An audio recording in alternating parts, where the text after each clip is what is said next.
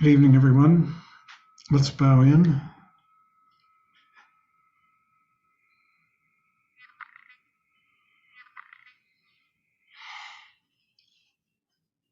So tonight, we're going to go back to the last chapter that we read in Cutting Through Spiritual Materialism, the chapter on Tantra, and do a little bit of review.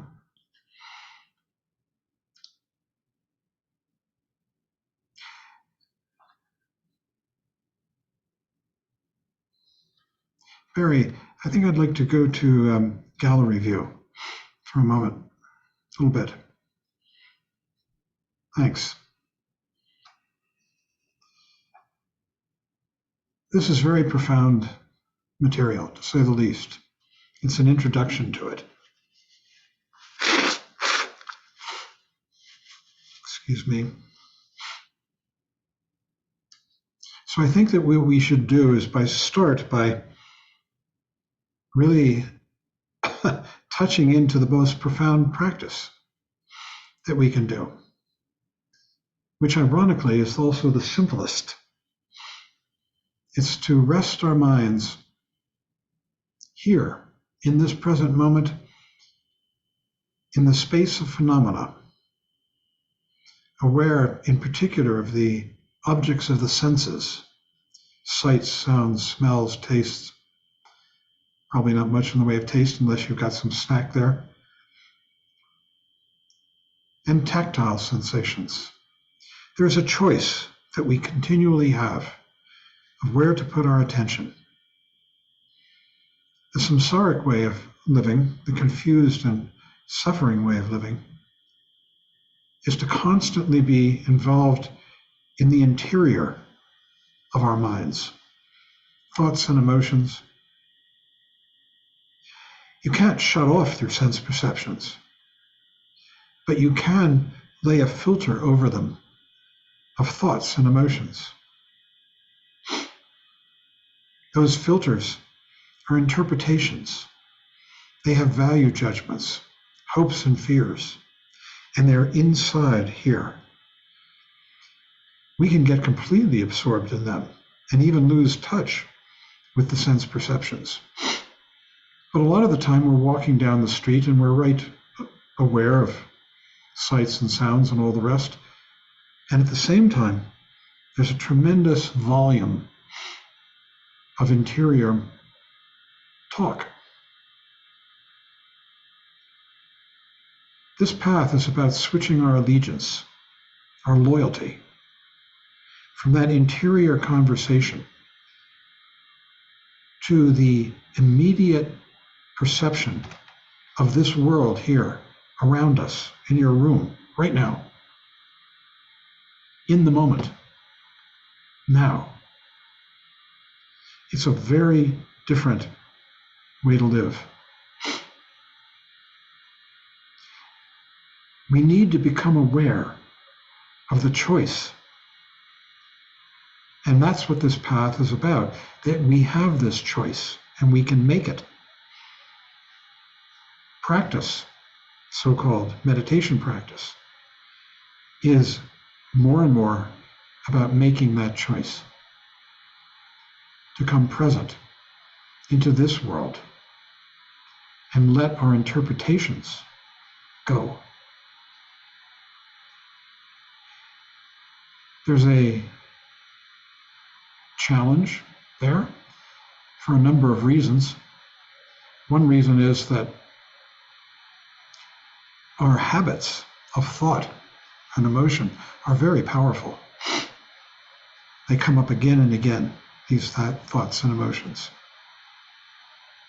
And so what we begin to do is, as we begin to make that choice of switching allegiance, we come back over and over again to awareness in this present moment. And we also bring our dreams, the interior part, to awareness. Every time you bring a dream to awareness, it wears it out a little bit. A lot of the time, we're not even aware that we're dreaming. We're just walking around sitting around, whatever we're doing, we're just dreaming, dreaming, dreaming. And then when you become aware of it and let it go and shift your loyalty to this moment here, now, this screen in front of you, this voice, the feeling of your bottom on whatever you're sitting on, every time that you make that transition, you wear out that habitual interior monologue a bit. This is wearing out your karma, wearing out samsara. And it might entertain you to know that, as in Buddhists love numbers, right? So this is schematized, the wearing out of these interior habits, which are so value laden and full of suffering, habitual. And what they say is that they're worn out in 81 grades. And the first grade, for any particular habit of mind that comes up, is strong, strong, strong. The second grade is strong, strong, medium. And the third grade is strong, strong, weak. The fourth grade is strong, medium, strong. The fifth grade is strong, medium, medium. Get it? It's funny, huh? This is so Buddhist, but you got to realize there was no writing. People had to memorize stuff. So they use these numerical systems for helping people to remember. But the idea you get is the gradual wearing away of these habits. Because how many times have you resolved that you were going to be awake here in the present moment, aware, and found yourself in dream again? So this path is really about switching allegiance, switching your loyalty from the anxious, suffering, repetitive, so repetitive thoughts and dreams and emotions that fill our minds to this awareness in the present moment. It's not easy to do. First, because it's so habitual to go back into these repetitive thoughts. In Tibetan, they're called namdak, those evil namdaks that come up again and again. And the second reason is that coming into the present can and will, from time to time, represent a letting go of reference points, a letting go of direction, a letting go of orientation. That can be a little scary, more or less. We're coming into beginningless and endless space. That's where we live. This space, which is one with our consciousness, has no beginning. Where can you find it? Go look for the beginning. This is an exercise, actually, that one does. There are contemplations about this. You go look for the beginning of all this, of your mind. Look for the beginning and where your mind began. That's a good one. Can't find it. Look for where it ends. Can't find it. Look for where this space begins. Can't find it. Look for where the phenomenal world begins and ends. Can't find it. So when we begin to come back into this space, there's a letting go. We're letting go into space. Fathomless, beginningless, endless. Forgive me while I blow my nose throughout this talk.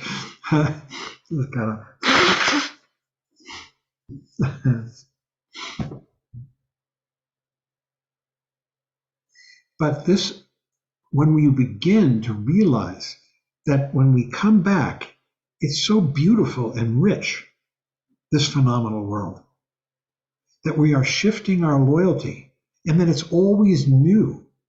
It's always fresh. If it's not, that's because we're laying a conceptual interpretation on it, some kind of overlay. So we're coming back into this phenomenal world. It's beginningless, it's endless, it has no reference point.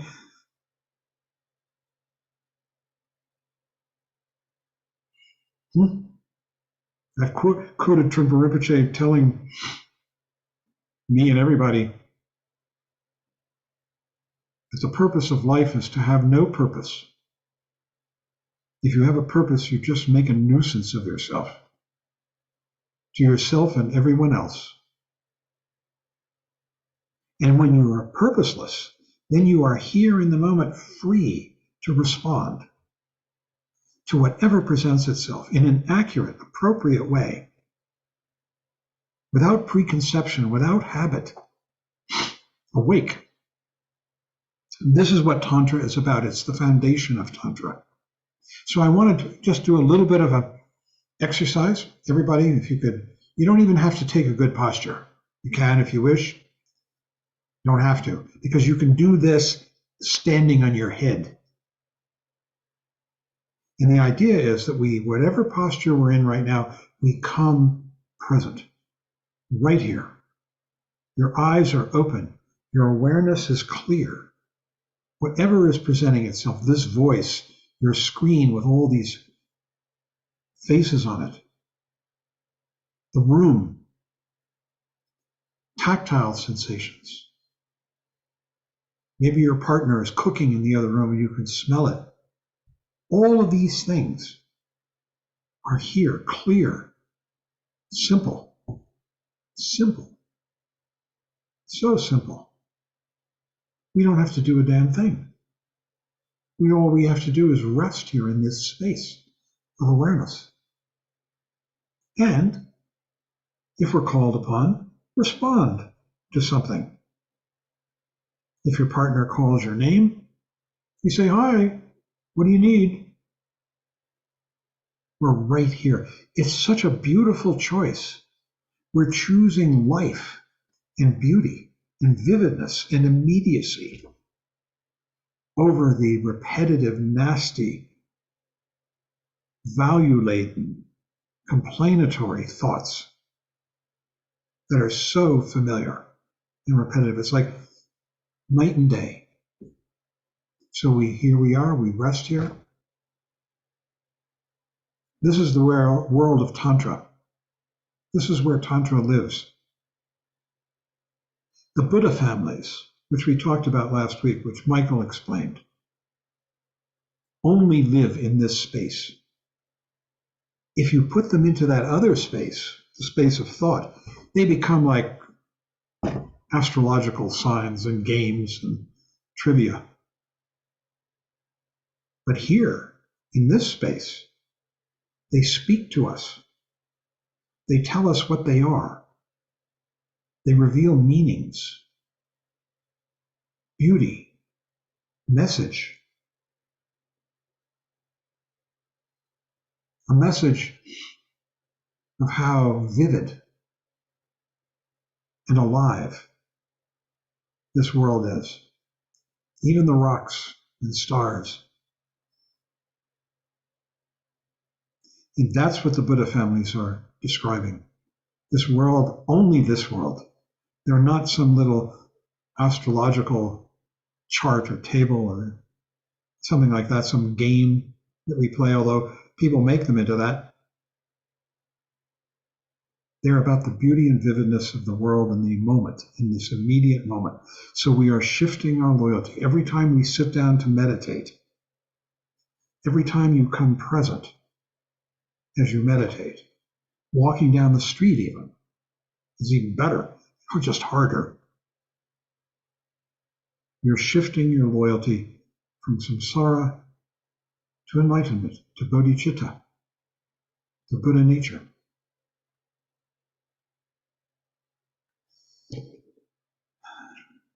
So you can read about the Buddha families, the five. Buddha in the center, they're organized in a mandala with like a compass.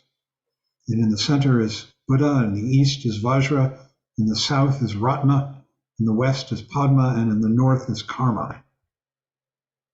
And each one of them has distinct qualities. So Vajra in the east, I'm just going to go through one just as an example. Each has a wisdom. The wisdom of Vajra is called mirror-like wisdom.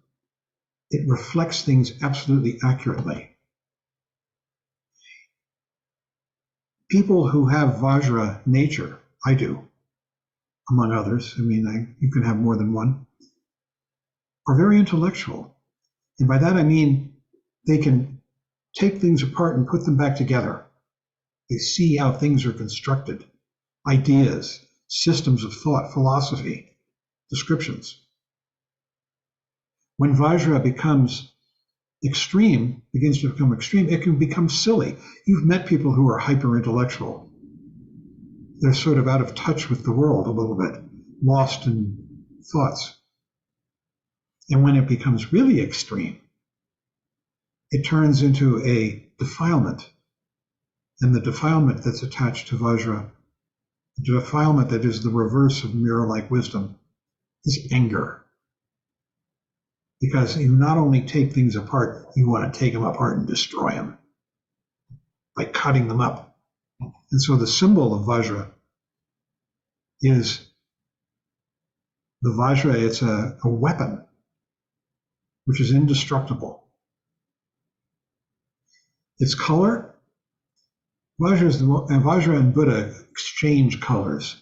Sometimes one is blue and the other is white, and they reverse. The season that's connected with it, the element of Vajra is diamond, sharp, indestructible, cutting. The season is winter, icy. Everything is revealed, sort of crystalline. The landscape is a snowy winter landscape. Vajra. The direction is east. That's where Vajra lives.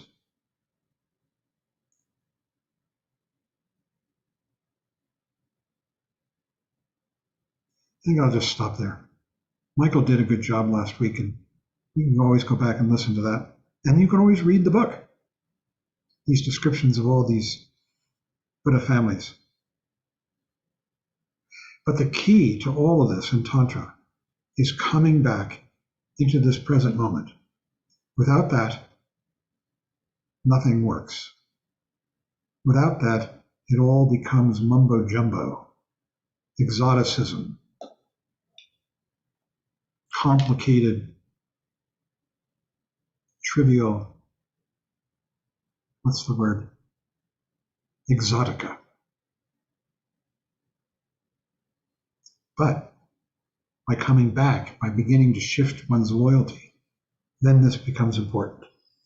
So we didn't cover the Q&A last week, which is both profound and trivial. Profound and trivial. Profound and difficult. It's not trivial. And I'm going to go through this a little bit just to introduce you to some of the key concepts in Tantra. Not only the Buddha families, which are the organization of the mandala. It starts out, somebody asks him, what about the three roots? The three roots is an important part of Tantra.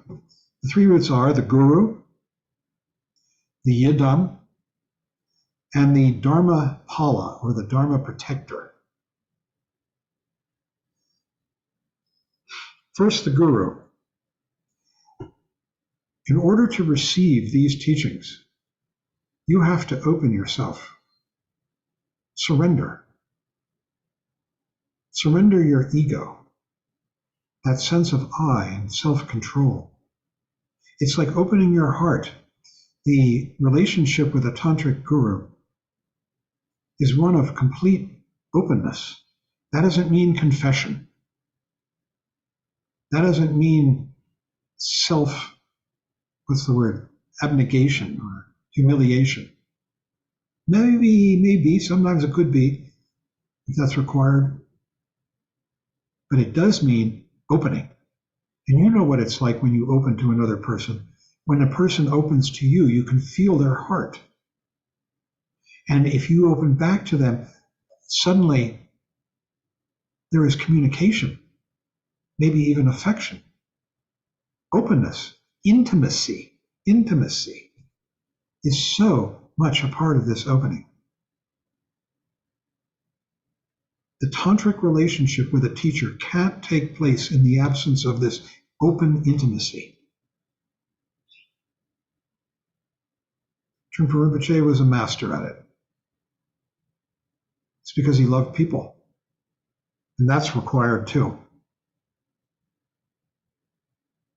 They go together, that kind of openness and intimacy and love of the other person, affection for, friendship with. The guru then becomes both an authority and, to one degree or another, a deep friend. At the beginning stage of the path, the Hinayana stage, the guru is an exemplar, an example of meditation practice, discipline, learning, purity. At the middle stage of the path, the Mahayana stage, the Bodhisattva level of the path, where the student is beginning to connect to the deeper teachings, to shunyata, voidness, which means to reality. Then the teacher, the guru, becomes what's called a kalyana mitra, a spiritual friend. And there's a quality of friendship and kindness. And it's more eye level. At the beginning, ironically, the beginning guru is more elevated and the student is lower. But now they're becoming eye level. And there's friendship, affection, and opening, always that quality of opening, of intimacy, of self-exposure, not in the sense of like, you're going to sort of tear open your shirt and show your private parts. That's silly. Worse than silly. This intimacy in the sense of open-heartedness and open-mindedness, appropriately. And at the third level, Vajrayana level of the path, the teacher becomes the Vajra master, bringing the student into the real world, which can be beautifully intimate with deep love and friendship. It can be really harsh. It just depends on the individuals and the circumstances. So that's the first of the three routes, roughly. The second one is the Yidam.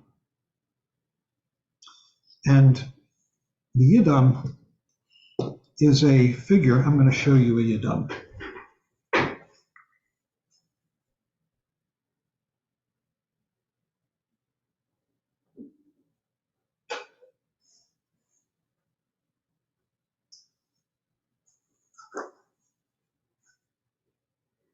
This is Vajrayogini. She represents our prajna, an aspect of enlightened mind. She takes many forms.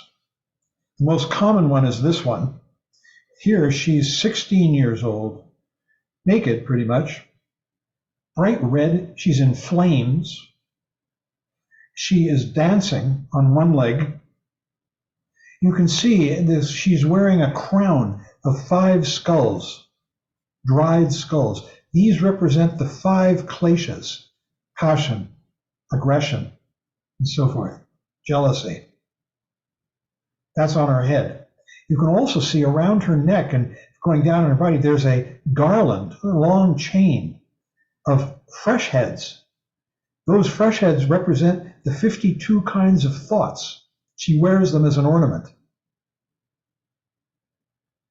Sometimes right here in her left hand, she's got the hook knife, which slays ego. And in her right hand, if you reverse it around, there's what's called a trishula. It's a spear. And on it are these 3 heads. You can see the little round heads up there. They represent passion, aggression, and ignorance or stupidity, which are the three poisons. At the top, closed, there are 3 points to that spear. And those 3 points represent the 3 bodies of the Buddha: the Dharmakaya, the Dharma body, the Nirmanakaya, the enjoyment body, and the Nirmanakaya, did I say the Sambhogakaya? I'm sorry, the enjoyment body, and the Nirmanakaya, which is the presentation body, the physical body, as it were. She's dancing, she's on one leg. Now, what is the purpose of a yidam? A yidam represents your enlightened mind, your sane mind, some aspect of it. There are many yidams. In fact, yidam, what it means is mind protector. Yid is mind and dam is protector. And what happens is that as you begin to enter the Vajrayana path, you will be doing a practice where you are visualizing a yidam that your teacher gives you. Trungpa Rinpoche gave us all her. And you are visualizing her out there. You're visualizing her as being you. You are her. And you're visualizing lots of little hers coming down like snowflakes onto you and the visualization in front. And you're doing her mantra. And you are becoming one with what she represents, which is prajna, transcendent knowledge, clear seeing. Barry, could you put me back into gallery view? I just want to see people talking about this. It seems it's too potent, this subject, not to be seeing you all, just to be looking at my own face. So there are many yidams. For those of you who can get to Colorado one day, Sarah, you're in Colorado, but at what's now called Drala Mountain Center, keeps changing its name, northwest of Fort Collins. It's on, I forget how many acres. We started with about 600, and I think we're up to about 900 acres up there. There is a stupa, a memorial to Trungpa Rinpoche. It's 108 feet high. 108 is the magic number, right? And it has multiple levels. And if you are a tantric practitioner, if you have gotten to that point in the path, you can go up into the top level. It's restricted otherwise. And in the top level, there are a statues, if you want to call it, of Vajrayogini and her male counterpart, Chakrasamvara. He represents skillful means, and they are in union. They're standing, they're both dancing, and they're both screwing. Quite literally and vividly. And the statue is amazing. It was done by Joshua Mulder, who's a marvelous artist in our Sangha. And it's up there. And these images are so fierce, and they are about life and enlightened life. And we do practices with them. If you do Vajrayogini practice, you have a manual. You do a sadhana, it's called, the Vajrayogini sadhana. These sadhanas always start and end with the little meditation practice we did just now of being completely present here in space. And in that space, then, we create the visualization of Vajrayogini or whatever it may be out of that space. And then we do the practice, we read the manual, we read the liturgy, we do the visualizations, we see her, we are her, and at the end, she dissolves and we dissolve back into the space of here and now. That's a brief description of what's called yidam practice, or it's also called creation and completion practice. You're creating this visualization out of space The completion is you dissolve it back into space.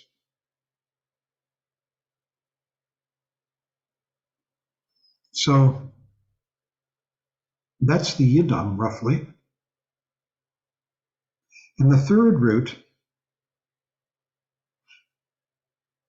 are the dharmapalas, the protectors. These are the principles. I don't have a pure dharmapala to show you. I mean, we've got Yamantaka over here, who is, would you say he's a dharmapala, Michael? Yamantaka? He's more of a Haruka figure, do you think? But I mean, he looks like a dharmapala. The classic dharmapala would be a mahakala. Mahakala means great wrathful one. Kala means wrathful one. And if you can Google a mahakala, there aren't very, it's funny, I Googled them and there aren't very good images on the web, but you can find one. And he's black, he's got flames all over him, and he's got multiple arms. There are different versions of mahakala. Some are 4 arms, some are 2 arms, some are many more arms. He's very wrathful. 3 eyes, they all have 3 eyes, because one of the eyes is the eye of wisdom. Flames. He's holding multiple implements for relating with the world. That represents his skill and means, his skillful means. And what the mahakala, what the protector is a wrathful example of wisdom. It's a wrathful manifestation of wisdom. Let's see if I can show you Yamantaka. He's good enough, to say the least. Here we go.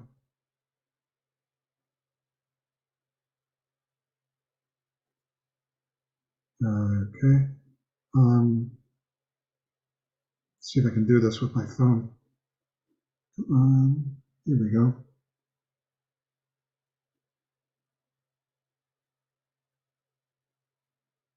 Audio. Okay. Here's Yamantaka. He's pretty much of a dharmapala if you want one. He's got the head of a bull,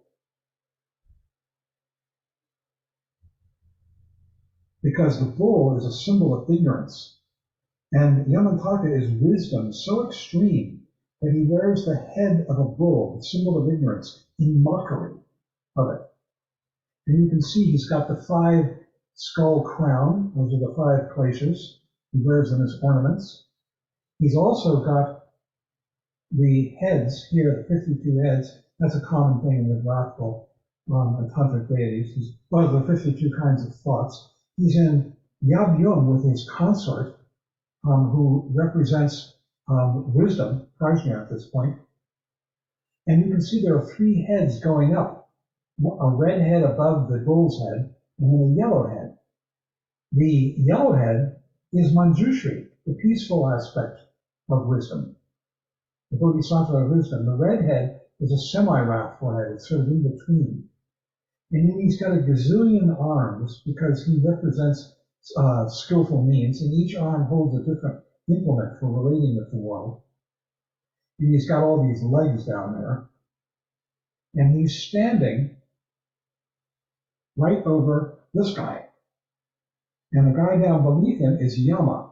Yama, see, Yamantaka is his name. Yamantaka means conqueror of Yama. And Yama is the ruler of death. When you die, if you're not enlightened, you will go to the realm of death that is ruled by Yama, and he will have dominion over you. But Yamantaka is wisdom, and wisdom conquers Yama.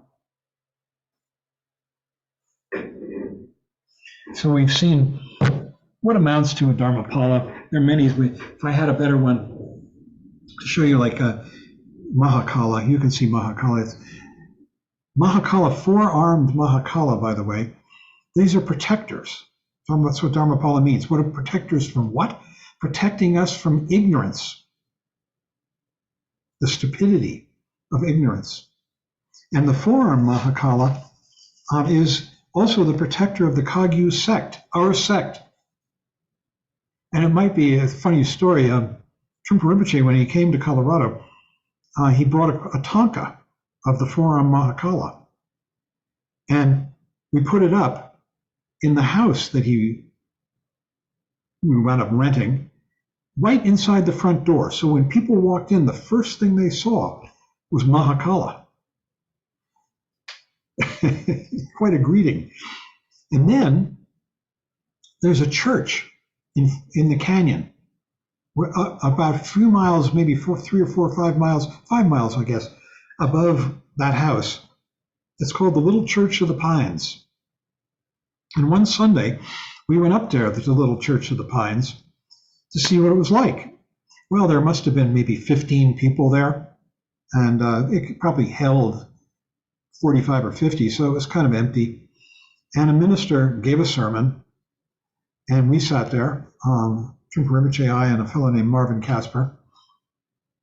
And the sermon ended, and we all stood up and sang hymns.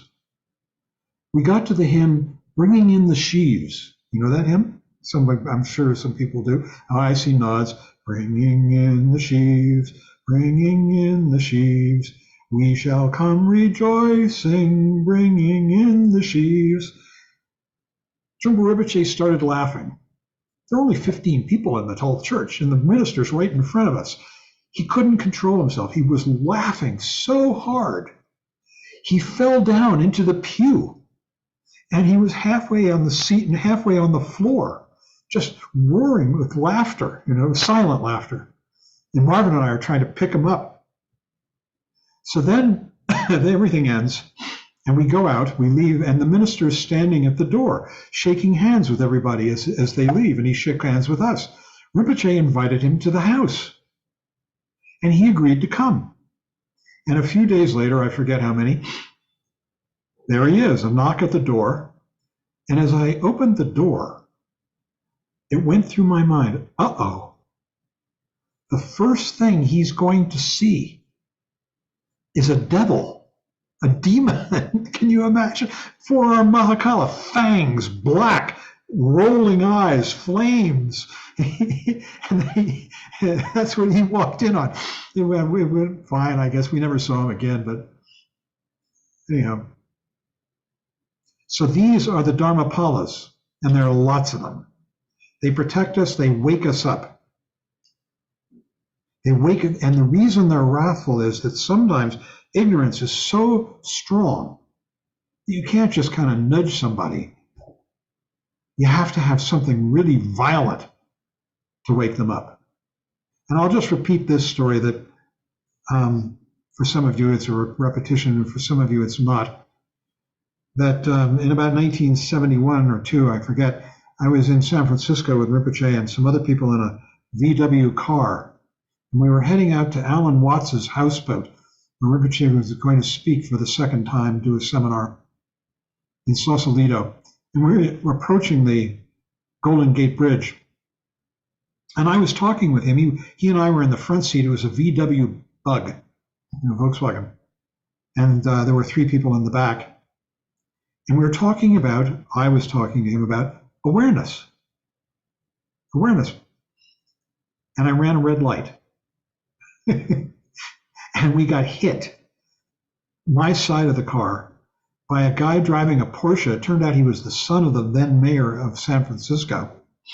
No big deal.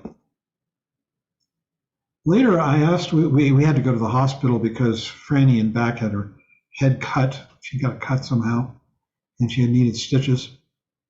And later I asked him, I said, was that Mahakala? Here I am talking about meditation and awareness, and I run a red light. And I said, was that Mahakala? And he said, oh no, way too trivial. I wonder though. So those are the 3 roots: gurus, yidams, and dharmapalas, and they're the 3 bastions, you might say, of the Vajrayana. He writes about the guru, before you receive any teaching, you must surrender to the guru. open yourself. Surrender doesn't mean you're saying, oh, I'll do anything you want. It means you let the barrier between you and this other person, your heart and your mind, down. You must surrender, open yourself to the Guru, identify yourself completely with the fullness and richness of life, he said. It's not shunyata yet, which is more advanced, but it's becoming an empty vessel, identifying with the fullness and richness of the teachings.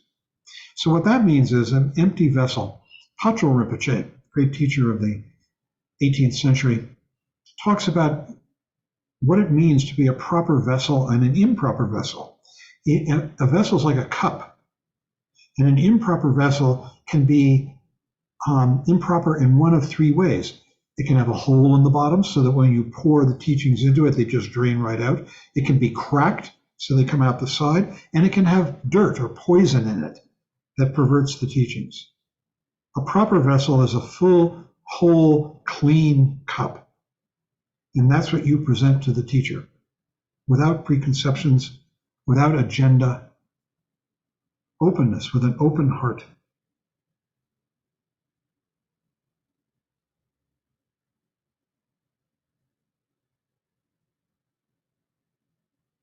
He says that the peaceful yidams, of which one that Vajrayogini is not one, are associated with transmutation of confusion by process. That is confusion that is pacified and gradually worn out. And when we say worn out, what does it mean? It's what we did in the beginning. It's wearing out that constant loss of consciousness as we go into dreams, thoughts. It's switching our loyalty to beginning to really appreciate the beauty of this world. This is where art lies, in this constant, beautiful appreciation.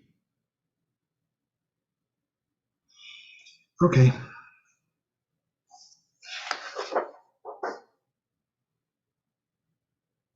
One uses the Yidam's mantra to link between the imaginary presence of the Yidam and one's ego or watcher, and turn that watcher, that ego, into awake mind.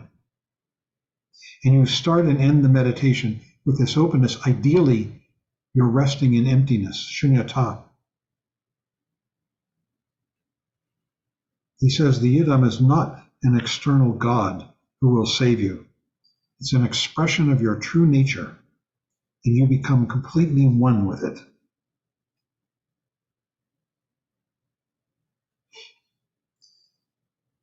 Okay, about the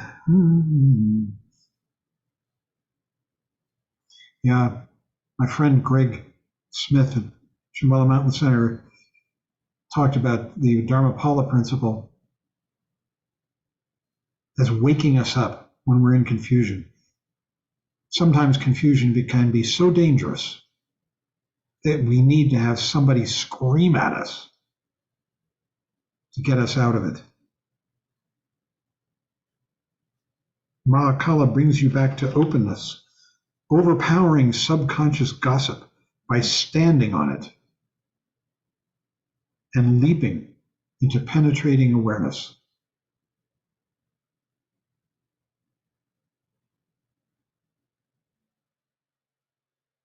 So the Guru expresses the richness of the lineage and communicates it to you.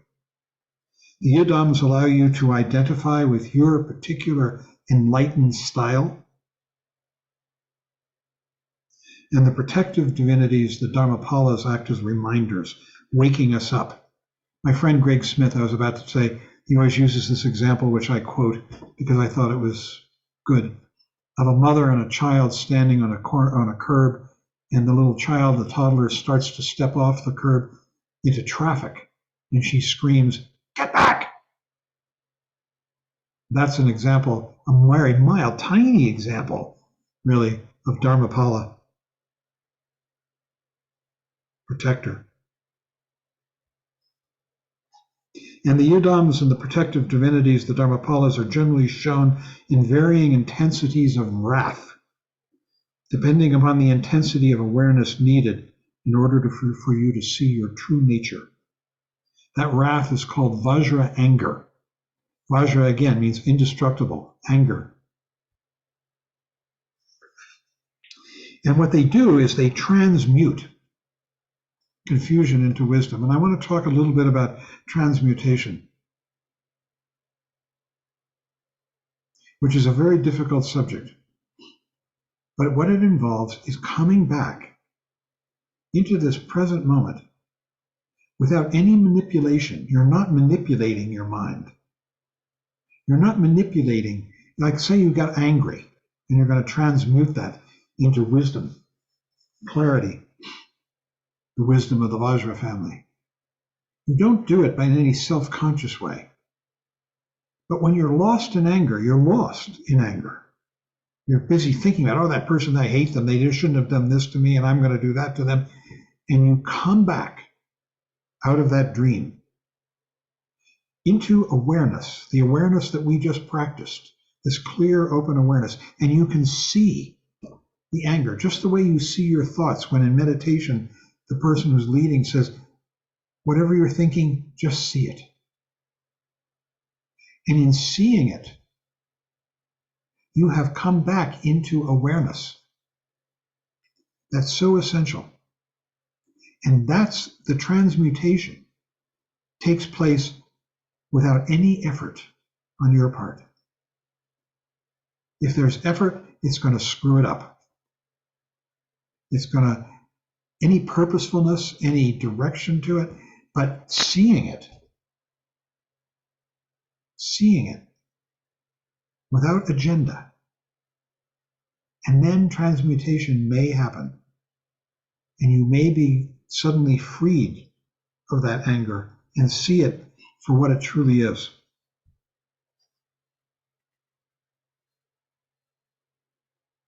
He says, in true transmutation, you don't have to abandon anything, but you begin to see the underlying qualities of wisdom in your life situations. You begin to see that you don't have to suppress your energy, the energy of anger, for instance, or whatever it might be, jealousy, passion. You recognize it for what it is, which means you have awoken from the dream, that dream of jealousy. Oh, I wish I had what that person has. And you're all consumed with that feeling of envy and anger. Jealousy has anger in it too, because you are jealous of that person. You want to destroy them. You want to take what they've got. And when you see it, truly, you are freed from it.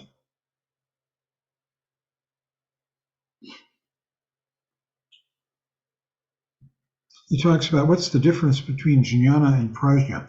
And this is going in the same direction. You see, prajna has an element of self-consciousness in it.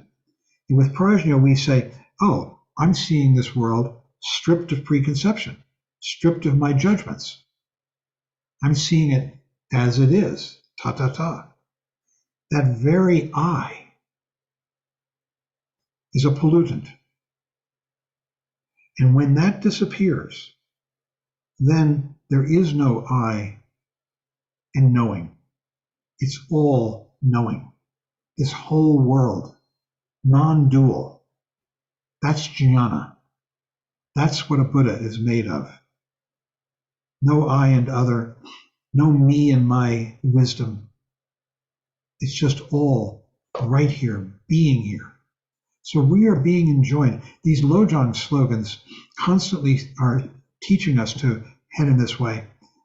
We've studied the Lojong slogans, and I'm doing it again for another course. And I tell you, they are really gorgeous because they lead us into this non-dual state of resting in awareness, resting in our basic nature, and seeing confusion. Regard all dharmas as dreams. That's a slogan. What that's saying is, see how you're dreaming in life as you walk down the street and lay value judgments on this and that, on this person and that person. See it. Regard all dharmas as dreams. It's just we see the way we lay dreams on our world throughout our lives. And if you see it, then you're not doing it anymore. You can be free of it. And coming back to awareness.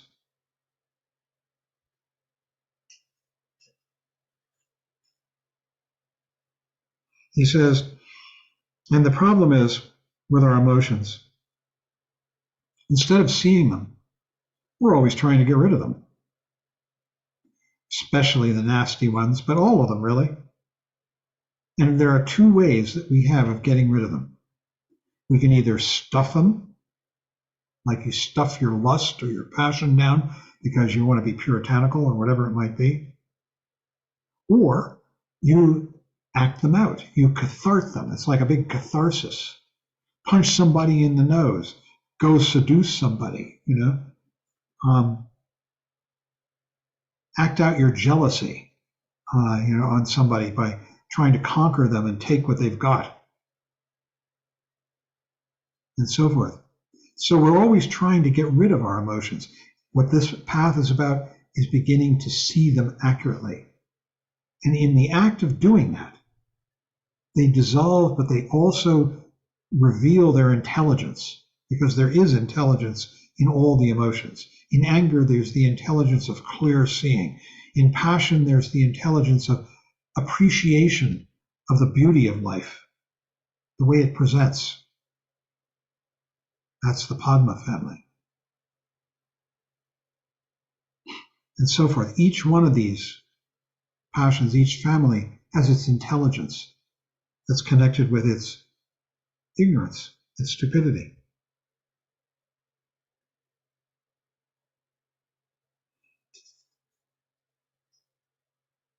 He talks, if somebody asks him about transmutation in art, and he says, you don't have to go beyond anything.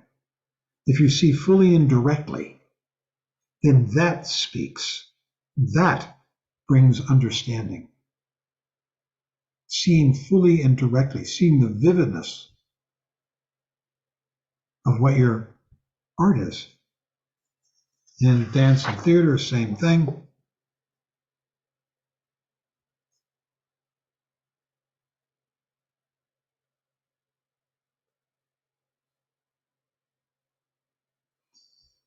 Yeah.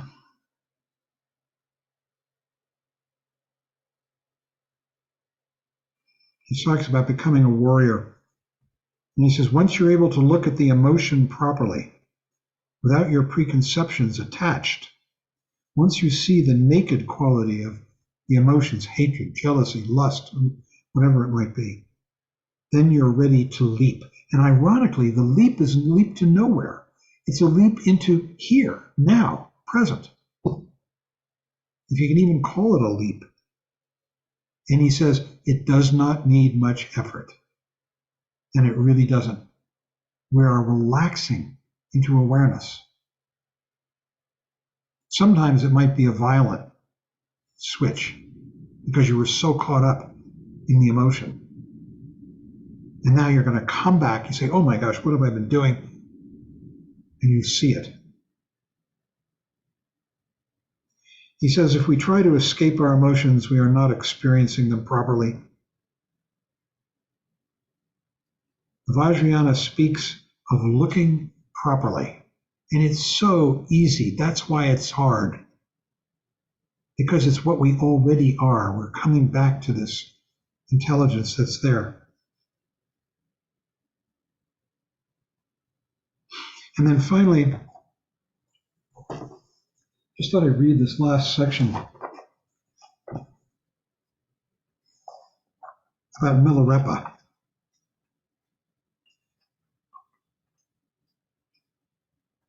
Here we go.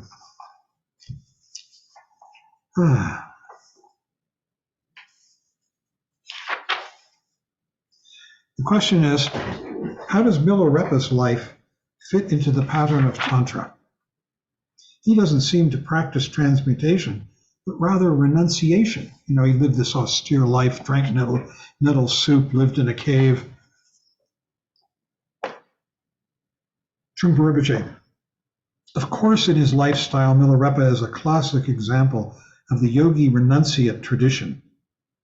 You know, he's renouncing material possessions, living in rags.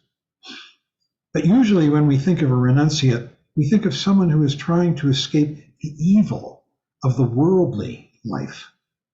This is not the case with Milarepa at all. He was not trying to suppress his evil inclinations by meditating alone in the wilderness. He did not lock himself into retreat. He was not trying to punish himself. His asceticism was simply an expression of his character. Just as each of our lifestyles, each one of us, is an expression of who we are, determined by our psychologies and past histories. Each one of us has our own complex style. Milarepa wanted to be simple, and he led a very simple life. Certainly there is a tendency on the part of people following a religious path to become otherworldly for a while, and Milarepa was no exception. But people can do this in the middle of a city. Wealthy people can spend a great deal of money going on a religious trip, in quotes. But sooner or later, if a person is going to really connect with the teachings, there must be a return to the world. When Milarepa was meditating in retreat, living very austerely, some hunters appeared by chance and gave him some fresh venison. He ate it, and his meditation improved immediately. And later on, when he was hesitating to come down to the cities, some villagers appeared at his cave asking for teachings. He was continually being drawn out of isolation by the seemingly accidental play of life's situations, which one could say is the play of the guru, the universality of the guru, which always presents itself to us naturally. And it's especially there when we come present, as we did here in the middle at the beginning of this evening, just coming clearly present. That is the play of the guru. We may be sitting in meditation in our New York apartment, feeling very high and euphoric, very spiritual. But then we get up and walk into the streets and somebody steps on our toe, and we have to deal with that. It brings us down to earth, back to the world. Milarepa was tremendously involved with the process of transmutation of energies and emotions. In fact, when we read the 100,000 Songs of Milarepa, the whole first part of the book is dealing with Milarepa's experience of this process. In The Tale of Red Rock Jewel Valley, Milarepa had only recently left Marpa to go off and meditate alone. This might be called his adolescent stage, because he was still involved with reliance upon a personal guru. Marpa was still his daddy. Having opened and surrendered to Marpa, Milarepa still had to learn to transmute the emotions by himself. He was still clinging to the notions of good and bad, and so the world was still appearing to him in the guise of gods and demons. You understand that? If you cling to the notions of good and bad, then there are good things in the world and bad things in the world. These are the gods and demons. The gods are the good things that we want. The demons are the bad things that are attacking us. In The Tale of Red Rock Jewel Valley, when Milarepa went back into his cave after having a comforting vision of Marpa, he saw him in the sky. He was confronted with a gang of demons. He tried every way he could think of to get rid of them, all kinds of tactics. He threatened them, cajoled them. He even preached the Dharma to them. But they would not leave until he ceased regarding them as bad and opened to them. And this is what we have to do with our minds. See it, open to it, not feel that one part of it's bad and another part's good and we're going to get rid of the bad and cultivate the good. Seeing it all. He had to see them as they were. This was the beginning of Milarepa's period of learning how to subjugate the demons, which is the same thing as transmuting the emotions. It is transmuting the emotions. It is with our emotions that we create demons and gods. It's that depressing, repetitive, unhappy feeling that we carry around and we go into when we lose track of this world and sort of go interior. Those things which we don't want in our lives and the world are the demons. Those things which we would draw to us are the gods and goddesses. The rest is just scenery in this neurotic mind. By being willing to accept the demons and gods and goddesses as they are, Milarepa transmuted them. They became dakinis, or the energies of life. That's what all the things in our minds can become. The whole first part of the 100,000 Songs deals with Milarepa's mastery of transmutation, his growing ability to open to the world as it is, until he finally conquered all the demons in the chapter, The Goddess Tsarenma's Attack. In this chapter, thousands of demons assemble to terrify and attack Milarepa while he's meditating, but he preaches to them, is open and accepting, willing to offer them his whole being. Can you imagine? This is what we have to do. And they are subjugated. At one point, 5 demonesses, beginning to realize that they cannot frighten Milarepa, sing to him. If the thought of demons never rises in your mind, you need not fear the demon host around you. It is most important to tame your mind within. On the steep path of fear and hope, they, the demons, lie in ambush.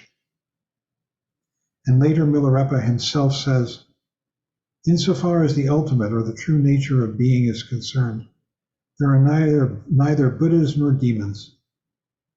He who frees himself from fear and hope, evil and virtue, will realize the insubstantial and groundless nature of confusion. Samsara, confusion, will then appear to be the Mahamudra, the great symbol itself.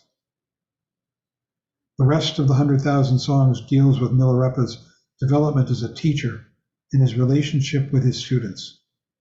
Toward the end of his life, he had completely perfected the transmutation process to the point where he could be called the Vidyadhara, or holder of the crazy wisdom.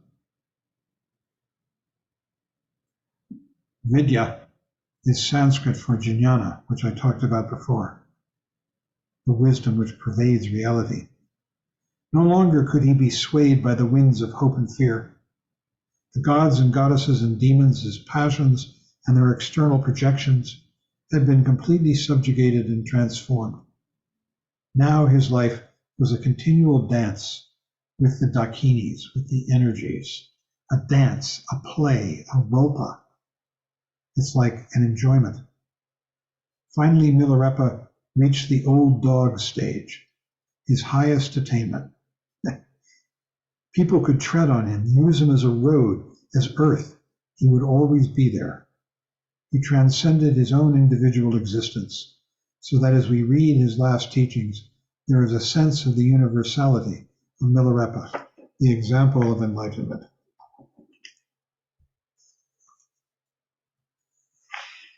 Ironic, isn't it, that the whole thing comes down to something so simple, just coming completely present, out of the world of dream and into this world, again and again. Switching our loyalty, beginning to appreciate it. This world is full of beauty, peace, true pleasure, and the interior world of gods and demons is very painful. So we could have a discussion.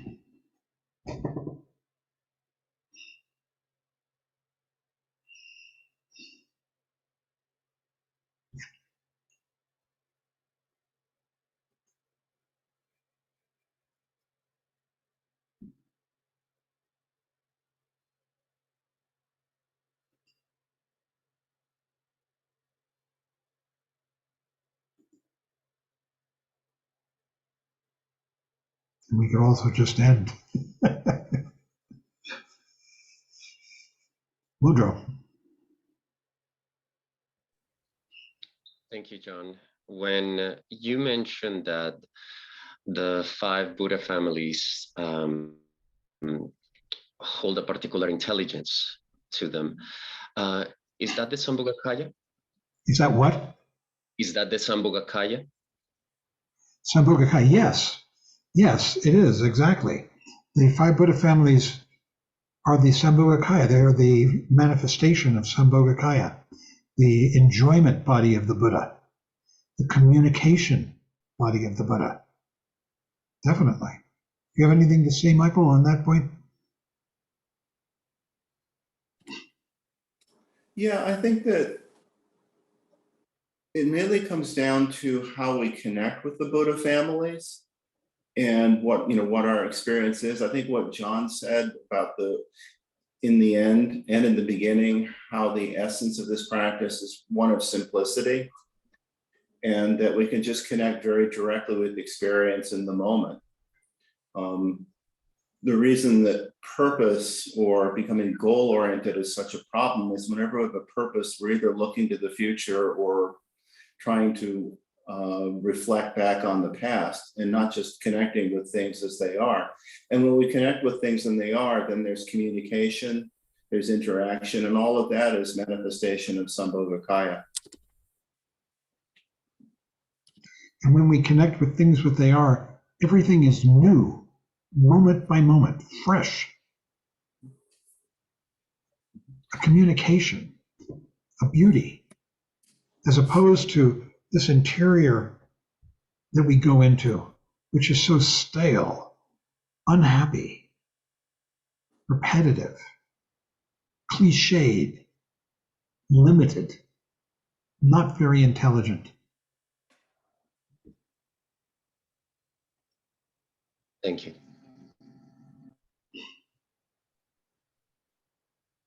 Philip. Thank you so much, John. Could you talk a little bit about how the Buddha families relate to mandalas? All mandalas are organized according to the Buddha families. East is Vajra, west is Padma, south is Ratna, north is Karma, and the middle is Buddha. It's the organization of the world. We are in our own individual mandalas, and we always face east. This is where you face. And our mandalas are part of bigger mandalas. So you have the mandala of your household, the mandala of your village, the mandala of your town, the mandala of your state, mandala of your country, and ultimately the mandala of the world and of the universe. They're all interpenetrating and inter-including.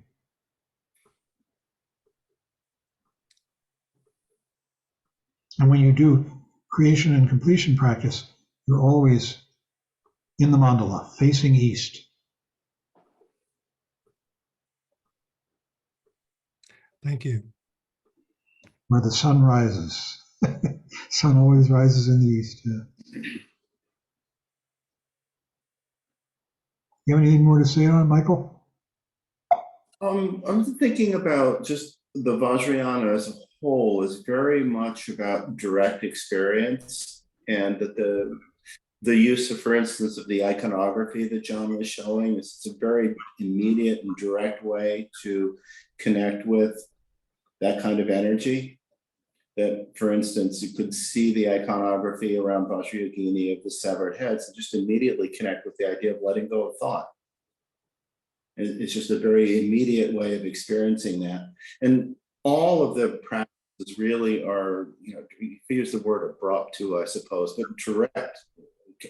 Just what it says in this chapter, working with energy, and that we can actually do that on the spot. So facing east is the direction of, like the rising sun, great eastern sun that we, with the Shambhala teachings, immediately awake, direct. And that the reason we can experience it that way is because underneath all of our confusion, that's what we actually are. And that's where the three roots, the first root, the guru, the root of blessing, not in the theistic sense of blessing, but in the sense of pointing out, helping us come to understand that this is what's possible. This is who we are. It's what we actually already are, but because of confusion, don't recognize. And all the Vajrayana is kind of directly waking up to that. Yeah, it's so personal. Each one of us has to do it alone. We can do it alone together, but where it's ultimately, it's each one of our very personal journey and discovery. And that's part of the Vajrayana.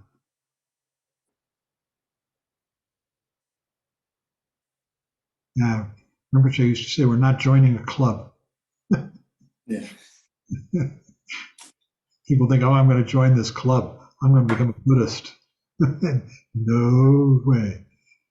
This is a club.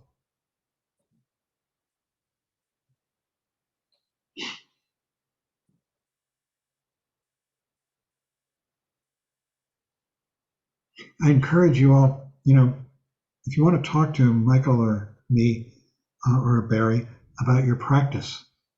And also, we just did a group retreat.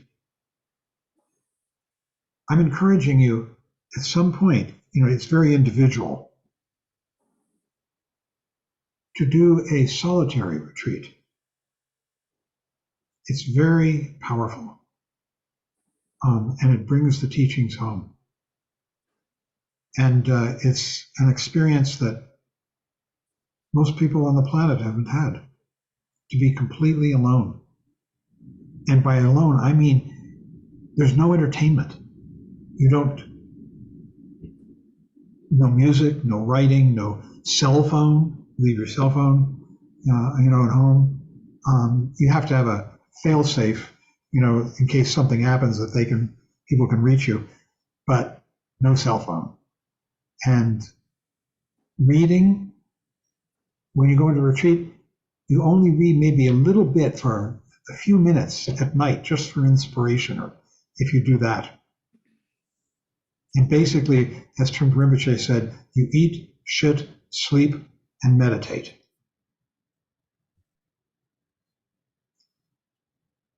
And he called it an opportunity to meet yourself. And you can start out very carefully, like a very short retreat, 1-2 days.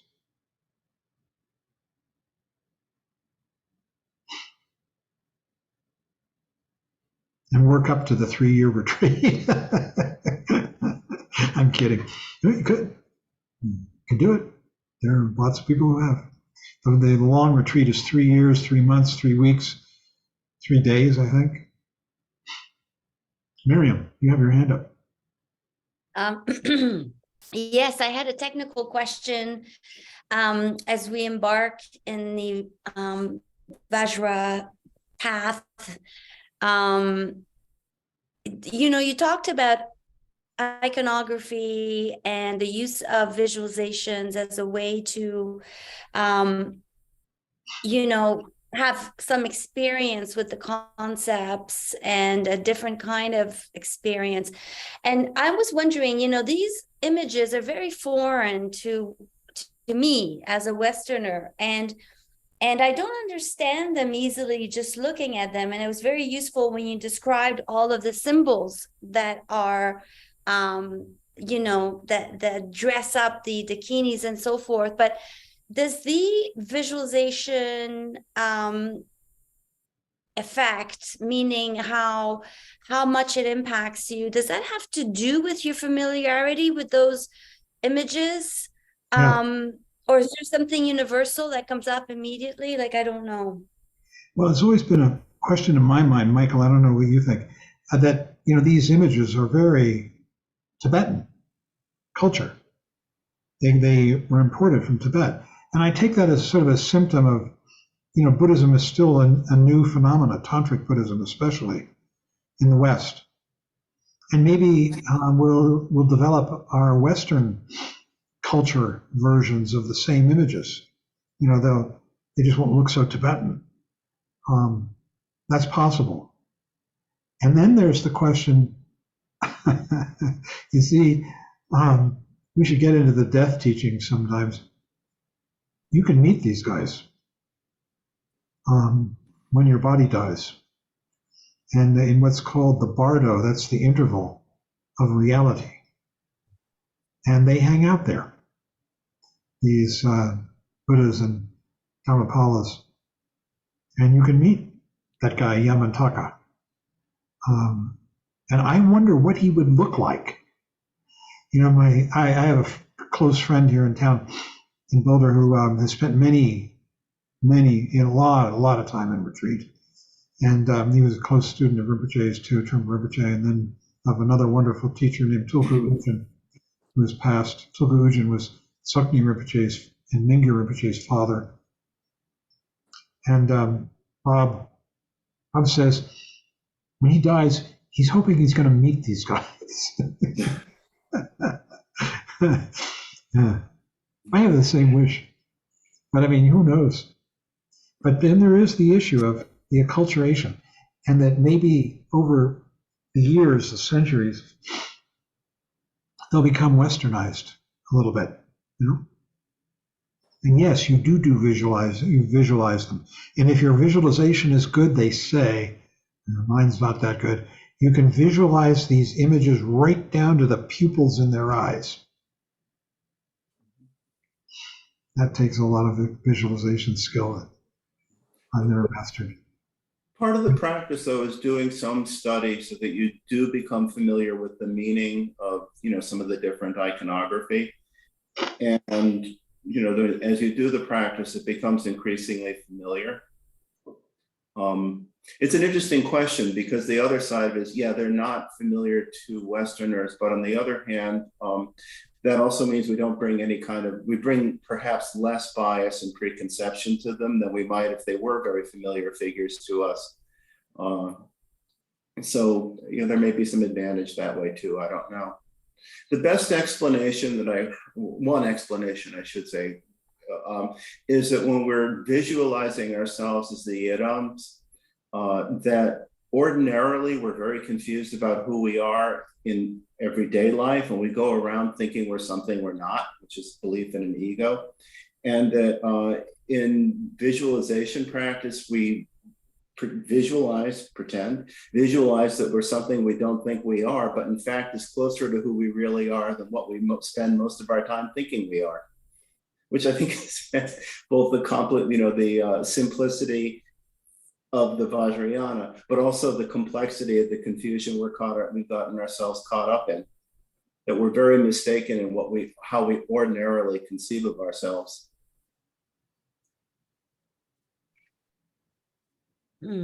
Thank you. That's helpful.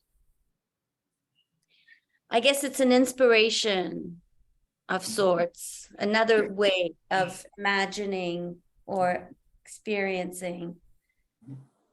Yeah, and it becomes, I think, as with any practice, it's, all together, even with just, the base, with shamatha vipassana that we do, it's a matter of each time we practice, we become a little more familiar, a little more habituated to that. I mean, I think, well, I won't speak for everyone, but have you ever had the experience of like walking somewhere or driving somewhere and being so caught up in thoughts that suddenly you're in a different place and you don't know quite how you got there?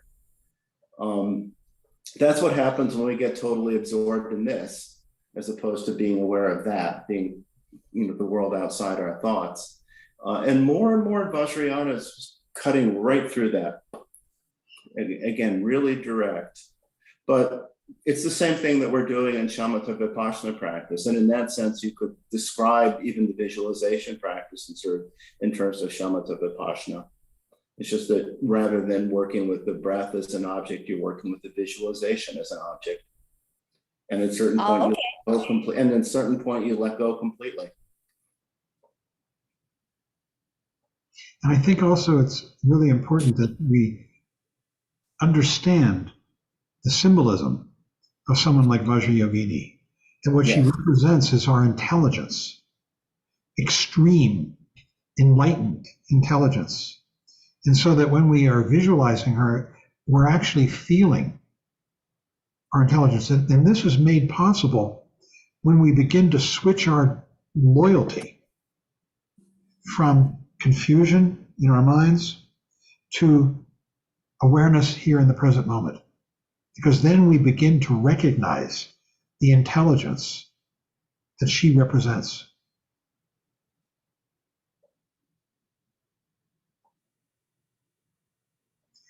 Vicky has her hand up. Yes, I was appreciating what you've said, and you said it before, and I always welcome hearing it again. The aspect of this startling wrathfulness of many of the, it's many of the demonography. But is it always pretty much to startle us out of, I like the protective, I like that you said it's protective. That actually kind of made me feel more rested in my practice, that it's out there, it's always angry, and it's to protect me against myself.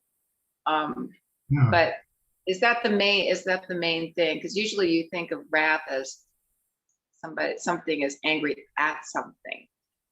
And this is more, it's angry about something. About our stupor, our lostness in our dream. I think it's that sometimes we just have to be jolted out of our dreams into awareness. You know, that it can happen peacefully, it can happen violently. And in fact, when you die, supposedly, you know, there are these 3 intervals, bardos, they're called. And the first one is the bardo of dying itself. Your body is shutting down, and then your mind. And if you don't achieve enlightenment at the end of that bardo, you haven't prepared enough, which most people haven't. They move on into the second bardo if they've done enough meditation, which is the bardo of reality. In the bardo of reality, the person who has died encounters the 100 peaceful and wrathful figures. And I always forget which is which. They're 48 of one and 52 of the other. I think they're 48 wrathful, 52 peaceful. And the peaceful ones are the Buddhas. You know, they look like Buddhas. And the wrathful ones look like Yamantaka. In fact, he's probably one of the wrathful ones. I haven't bothered to look it up.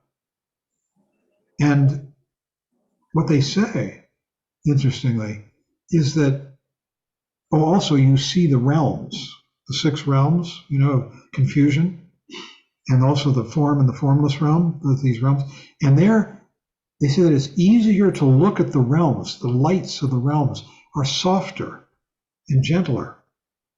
And the realms, it's harder to look at the peaceful and wrathful deities because they're so bright. And the hardest to look at are the peaceful deities. They're the brightest. So that's what they say about that.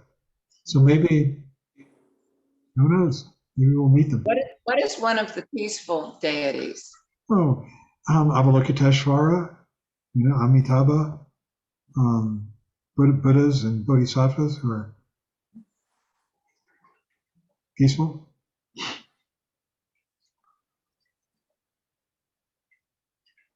Well, maybe we should, Barry, okay. I'll keep this brief. I just wanted to show that I keep this guy on my desk right in front of me as a reminder, because I love the symbolism of the sword of Prajna, which cuts through, the 2-edged sword, cuts through the belief in I and other. And that's how I think of a lot of these. It's a very dramatic and direct communication of a sort. So I keep it right here. And he's a peaceful one, by the way. This is Manjushri, right? Yeah, it's Manjushri. Yeah. Bodhisattva of wisdom, or the Buddha or Bodhisattva of wisdom. Visualization of Tara, compassion, medicine Buddha, very peaceful, benevolent. They don't have fangs and they don't look fierce. And there's Shakyamuni. utterly peaceful. Well, we should end. Sarah, will you lead us in the chants? I'll mute all and put the chants up, and we'll have a discussion tomorrow if you like.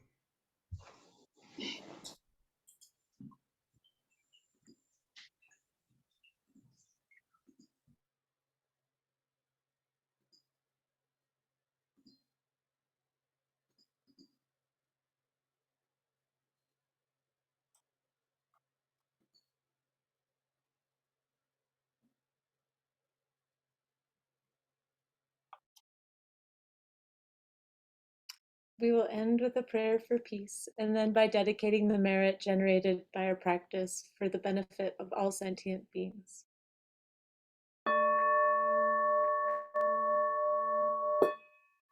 By the blessings of enlightened and compassionate ones, by the power of my positive actions of 3 times and my prayers of pure aspiration, may wars, conflicts, epidemics, and all other maladies dissolve in this world, and may the earth and all who live on this earth enjoy the abundance of well-being.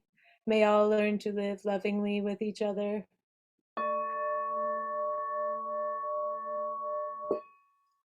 By this merit, may all obtain omniscience. May it defeat the enemy wrongdoing. From the stormy waves of birth, old age, sickness, and death, from the ocean of samsara, may I free all beings. By the confidence of the golden sun of the great east, may the lotus garden of the Rigden's wisdom bloom. May the dark ignorance of sentient beings be dispelled. May all beings enjoy profound, brilliant glory.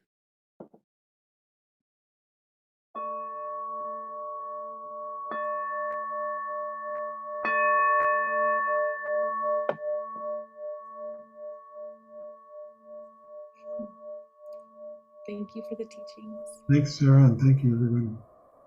Thanks, Thank Michael. you very Thank much. you. Thanks, Sarah. Michael. Thanks, Michael. Everybody. Night. John. Everybody. Michael and Barry, can I talk to you for a minute? Yeah. Yes.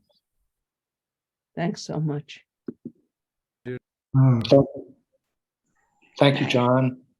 Yep. Thanks, George. And thank you, Michael and Barry, too. Hi, everyone. I don't think Deborah's here. So I'm just going to remove her.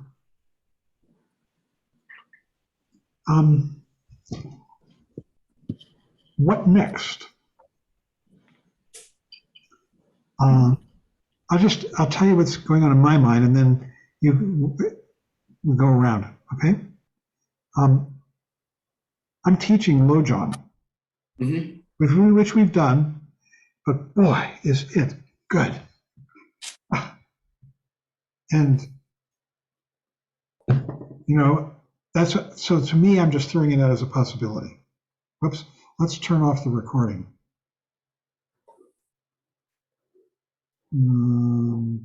Here we go.